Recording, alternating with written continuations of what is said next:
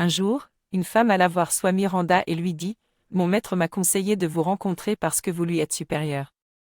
Il m'a donné un mantra mais je voudrais que vous m'en donniez un autre. Ah oui.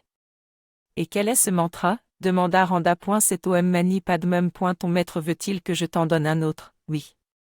Il m'a dit que vous pourriez me donner un mantra qui me corresponde parfaitement. Bien, dorénavant, ton nouveau mantra sera Om Mani Padmum, conclut Swami Randa. Martine, une amie, n'aimait pas son prénom et voulait en changer. Elle m'a poursuivi un certain temps pour que je lui en trouve un nouveau. Je lui ai dit, ce sont les gourous qui donnent des prénoms. Ce faisant, ils prennent possession de toi. Si quelqu'un te baptise, il devient automatiquement ton père et ta mère. Alors, s'il te plaît, fais attention à cela. Nos propres parents nous suffisent bien. Martine n'était pas convaincue. Elle insistait, tu as raison, mais donne-moi un prénom, bien. Si vraiment tu n'en démords pas, je vais t'en donner un par pure amitié. Que penses-tu d'Alma? Alma, c'est âme. Ce prénom m'est venu à l'esprit instantanément. Martine, pas très enthousiaste, est repartie avec. 15 jours plus tard, elle m'a dit, tu sais, Alma, cela ne me plaît pas vraiment. Que penses-tu d'Arima? Arima, c'est très bien. Elle est repartie en s'appelant Arima, mais 15 jours plus tard elle est revenue à la charge. Arima ne me va pas.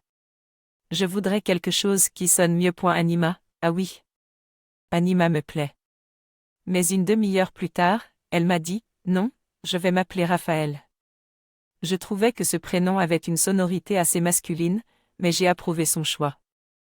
Quelque temps plus tard, elle est revenue, Raphaël, c'est trop masculin.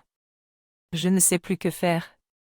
À ce moment, je lui ai dit, si tu me demandes de te baptiser et que chaque fois tu rejettes le prénom que je te donne, c'est que tu désires de moi quelque chose de très spécial.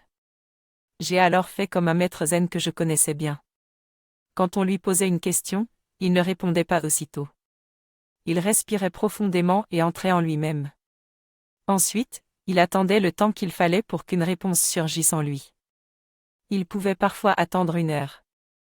J'ai suivi son exemple et une réponse m'est venue.